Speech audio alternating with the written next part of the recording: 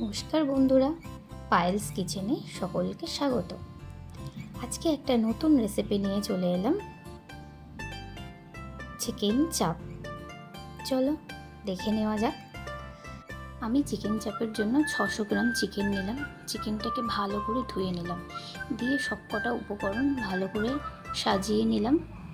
নিয়ে চলো দেখে নেওয়া যাক। চিকেনটাকে ভালো করে ধুয়ে নিয়ে এবারে চিকেনটাকে ম্যারিনেট করব। প্রথমে টক দই, তারপরে আদা বাটা দিয়ে ভালো করে ম্যারিনেট করে রেখে দেব।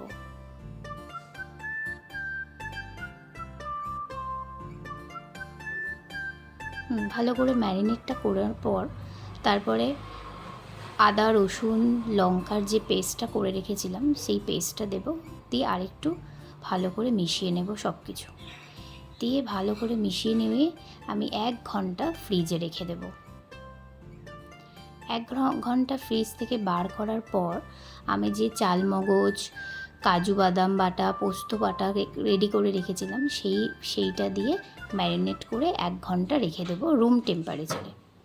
আর যতক্ষণ ইচ্ছা ম্যারিনেট করতে রেখে দিতে পারো, সেটা কোনো সমস্যা নেই। তার মধ্যে একটু খয়াক্ষীর দিয়ে দিলাম, লঙ্কার গুঁড়ো দিয়ে দিলাম, সামান্য পরিমাণ মতো লঙ্কার গুঁড়ো দিয়ে দিলাম। তার মধ্যে একটু বিরিয়ানি মশলা রেডি করে রেখেছিলাম, বিরিয়ানির মশলাগুলো দিয়ে দিলাম। তারপরে সব কিছু ভালো করে মিশিয়ে নেব। দেখো, সব কিছু উপকরণ ভালো করে দিয়ে ভালো করে ম্যারিনেটটা করে নেব। করার পর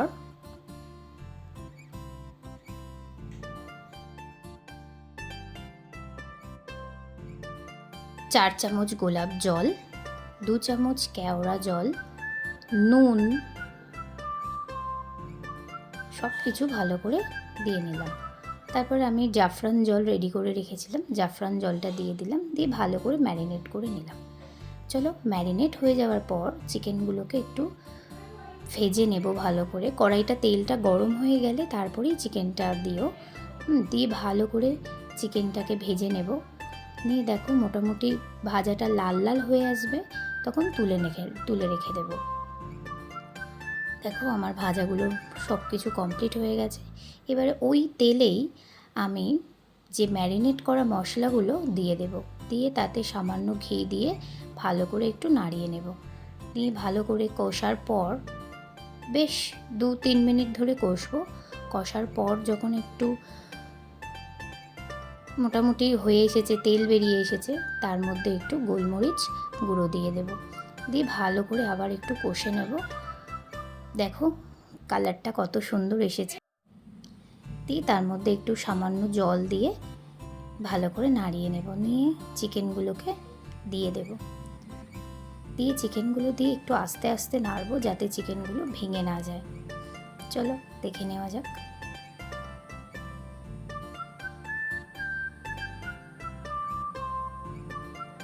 ভালো করে চিকেনটাকে নিয়ে আস্তে আস্তে নাড়িয়ে চিকেনটা কষে নেব। দেখো কি সুন্দর দেখতে লাগছে না? দিয়ে তার মধ্যে একটু সামান্য জল দিয়ে নেব, দিয়ে ভালো করে সব কিছু মশলাগুলো দিয়ে নাড়িয়ে নেব। এই রান্নাটা কিন্তু খুব ইজি। যদি বাড়িতে ট্রাই করা যায়, আমরা রেস্টুরেন্টে খাওয়ার কথাই ভুলে যাব। আর খুব কম উপকরণে এই রান্নাটা করা যায়। তোমরা করে দেখো, খুব সুন্দর লাগবে। দেখো, তোমাদের সাথে কথা বলতে বলতে কমপ্লিট হয়ে গেছে অনেকটাই। 10 মিনিট ঢাকা দিয়ে রেখে দেব। ঢাকাটা খুলে ওতে সামান্য গোলাপ জল আর কেওড়া জল দিয়ে দেবো। যদি তোমাদের গোলাপ জল কেওড়া জলের গন্ধটা ভালো না লাগে, তাহলে তোমরা অ্যাভয়েড করতেও পারো। তো দেখো, রেডি। এটা পরোটা বা বিরিয়ানি দিয়ে দারুণ খেতে লাগবে। আমি তো এটা বিরিয়ানি দিয়ে ট্রাই করেছিলাম। তোমরা কিন্তু পরোটা দিয়ে খেয়ে জানিও কেমন লাগলো। অবশ্যই ভালো লাগলে কমেন্ট, সাবস্ক্রাইব করে দিও।